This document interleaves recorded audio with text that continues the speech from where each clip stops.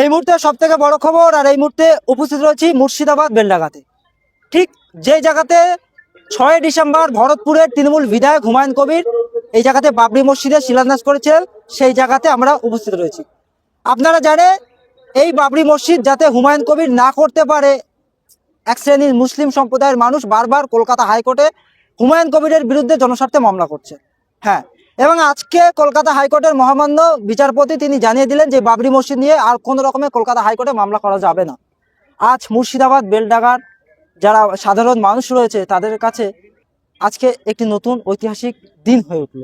হ্যাঁ, এই মুহূর্তে মুর্শিদাবাদ বেলডাঙ্গার যারা সাধারণ মানুষ রয়েছেন এবং এই মুহূর্তে উপস্থিত রয়েছেন দেশ বাঁচাও সামাজিক কমিটির রাজ্য সম্পাদক এবং মানবাধিকার কর্মী হোসেন গাজী।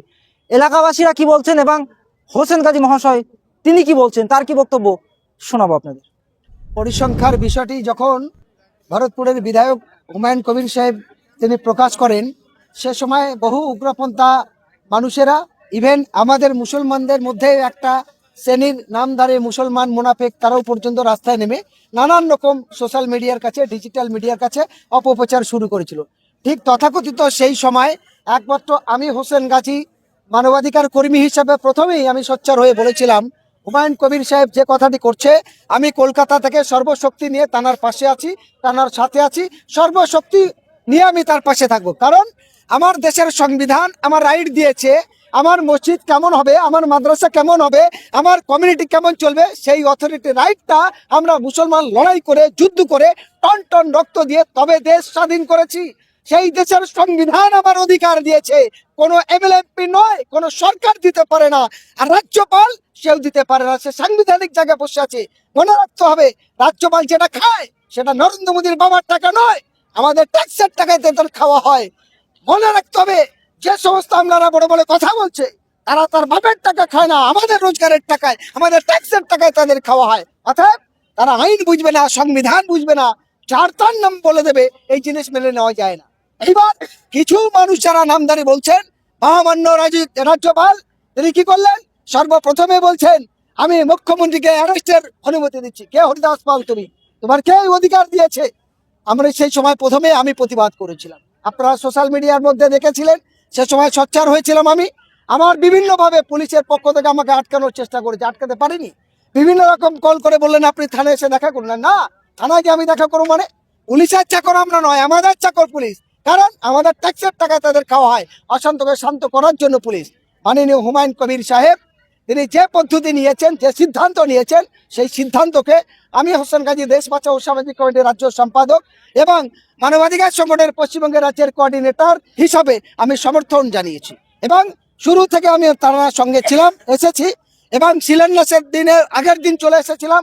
5 ডিসেম্বর থেকে তার পরিকল্পনা যাতে অন্য চক্রান্তকারীরা ধ্বংস না করতে পারে এবং উগ্র সাম্প্রদায়িক শক্তি আরএসএসরা যাতে আটকাতে না পারে, এবং যারা বিজেপি তৃণমূলের চামচা যারা এইগুলো পরিকল্পনা করে মুসলমানদের মধ্যে বিভাজন তৈরি করার চেষ্টা করছে, এইগুলো যাতে না পারে তার জন্য আগে চলে এসেছিলাম।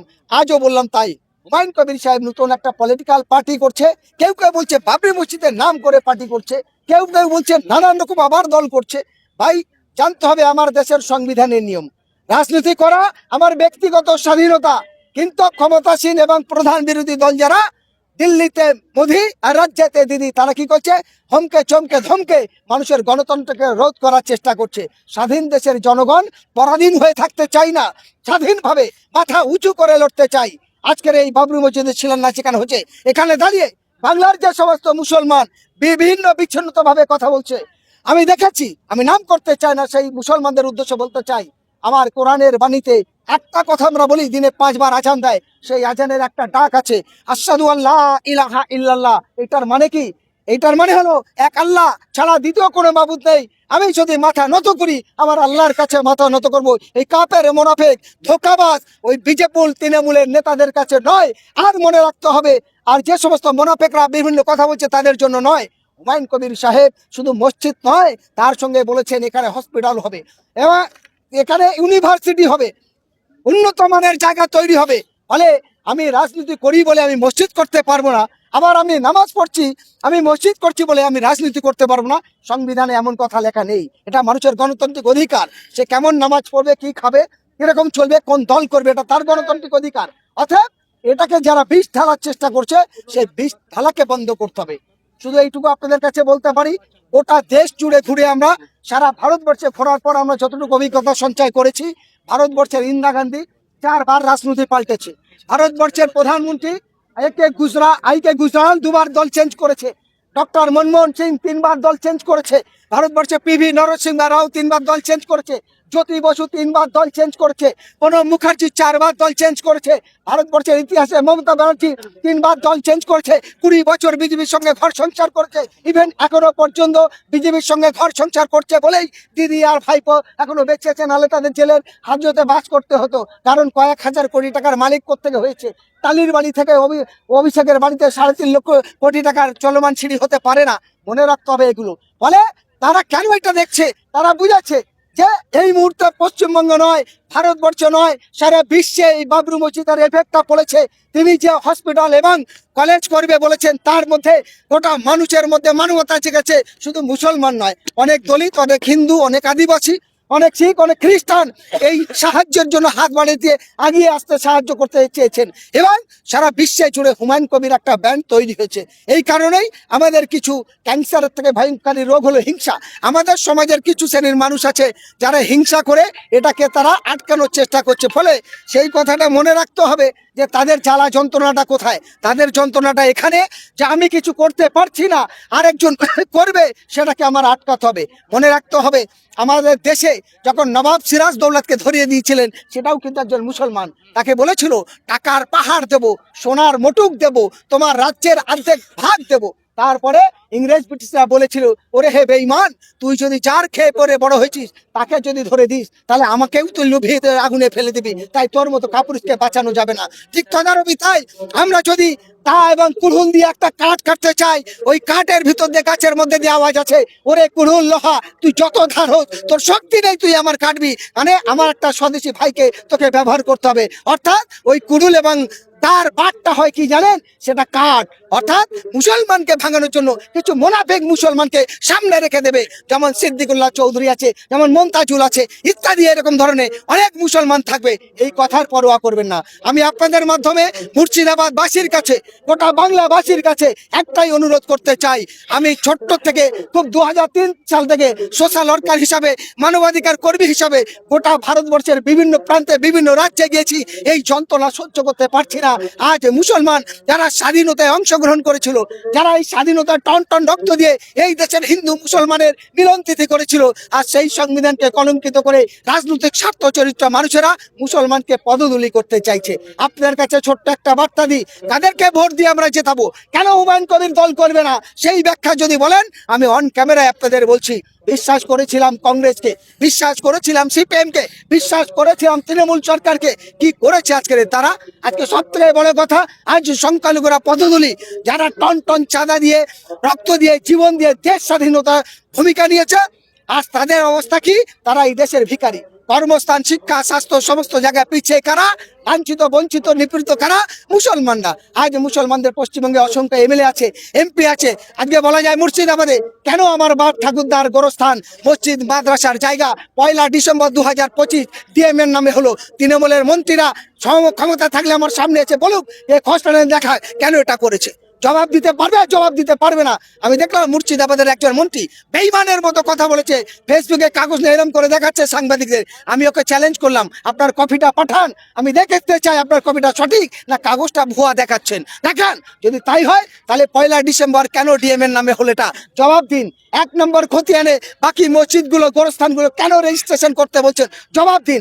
এবং এতদিন পর্যন্ত আটকে রেখে 26শে নভেম্বর 2025 কেন মুখ্যমন্ত্রী ঘোষণা করলো যেগুলো এই উমিদ কোটালে আপনার রেজিস্ট্রেশন করতে হবে, এবং 5 ডিসেম্বর মাত্র 9 দিনের মধ্যে একটা ছেলের একটা বিয়ে বা একটা স্কুলের ভর্তি সঠিকভাবে করা যায় না, আর 9 দিনের মধ্যে সমস্ত রেজিস্ট্রেশন করা সম্ভব নয়। পশ্চিমবঙ্গে আমরা 3.5 কোটি মুসলমান আছি। অসংখ্য রেল এবং বিমানের পর তৃতীয় প্রপার্টি হলো ওয়াকফ, সেই ওয়াকফ নিয়ে শেষ করছে। ফলে আমি আপনাদের বলবো, বিভিন্ন বিভ্রান্ত যাবেন না। বাকি যে বলুক সে আইএসএফ হতে পারে, MIM হতে পারে, আদার্স দল হতে পারে, আলোচনা ভিত্তি পরে প্রস্তাব হবে। এখন একটাই আবেদন আপনাদের কাছে, এই মুহূর্তে হুমায়ুন সাহেবের নেতৃত্বে যেভাবে তৈরি হয়েছে, আপনারা যেভাবে সাড়া দিয়েছেন, সারা বাংলার মানুষের কাছে একটাই আবেদন। আমি হোসেন গাজী মহারাষ্ট্রে দেখেছি, আমি ইউপি দেখেছি, গুজরাট দেখেছি, মণিপুর দেখেছি, ত্রিপুরায় দেখেছি, আসাম দেখেছি, লাগাতার ভাবে গোটা দেশ জুড়ে হাহাকার। আজ এখানকার বাঙালিরা, হিন্দু মুসলমান, তারা উড়িষ্যা ত্রিপুরা সহ ভারতবর্ষের বিভিন্ন প্রান্ত থেকে তাদের জীবন যাচ্ছে। তারা কটা শিল্প করেছে, তাদের কর্মস্থানের ব্যবস্থা কি করেছে? বলছে লক্ষ্মী ভাড় দিচ্ছি, বলছে কি আমরা যুবশ্রী কন্যাশ্রী দিচ্ছি, বলছে কি আমরা কলাশ্রী দিচ্ছি। ভাই, ভিক্ষা আর সাদগা আর জাকাতের মধ্যে দিয়ে মানুষের জীবন চলে না। ফলে সরকারি নিয়ম অনুযায়ী একটা মানুষের শরীরে যেমন হাত পা চোখ মুখ সব আছে, মানুষের বহু রকম প্রকল্প তাদের ট্রেনিং দিয়ে, কৃষক থেকে শ্রমিক থেকে খেটে খাওয়া থেকে দিন মজদুরি থেকে আর ক্ষুদ্র শিল্প কুটির শিল্প থেকে সাধারণ সমস্ত ব্যবসায়ীদের জন্য বিভিন্ন রকম প্রজেক্ট আছে। সেই প্রজেক্ট অনুযায়ী তাদের ট্রেনিং দিয়ে কি উন্নতি করেছেন? কিচ্ছু করতে পারেনি। এটা দাঁড়িয়ে আমি বলবো, আজ আমরা উপস্থিত হয়েছি বাবরি মসজিদের, আজ কলকাতা হাইকোর্টের রায় হয়েছিল।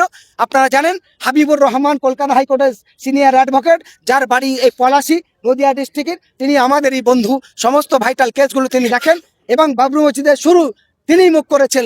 হ্যাঁ, তিনি মুখ করে এই ফাইসালাটা নিয়েছিল এবং আমি আজ 4 দিন ধরে কন্ট্যাক্টে ছিলাম, তার সঙ্গেও ছিলাম, আপনারা দেখেছেন। তিনি আজকের কলকাতা হাইকোর্টের মহামান্য বিচারপতি বলেছেন এভাবে আলতু ফালতু নিয়ে মামলা করা যাবে না বলে মামলাটা খারিজ করে দিয়েছে। এটা মুসলমানদের কাছে একটা ভালো সুখবরের বার্তা। তাই আজকে আমি আপনাদের এখানে উপস্থিত হয়েছি এবং 22 তারিখ পর্যন্ত আমরা শেষ পর্যন্ত হুমায়ুন কবিরের সঙ্গে আছি এবং নতুন দল গঠন করে যেভাবে বাংলার নতুন পরিচালনার জায়গা তৈরি হবে, আপনারা ধৈর্য সহকারে বিভ্রান্তর জায়গায় পুরানো ক্ষমতাসীন যারা আছে তাদের বিভ্রান্ত পা না দিয়ে সবাই সঙ্গে থাকবেন, সাথ দেবেন, এই আহ্বান আপনাদের মাধ্যমে দিয়ে রাখছি।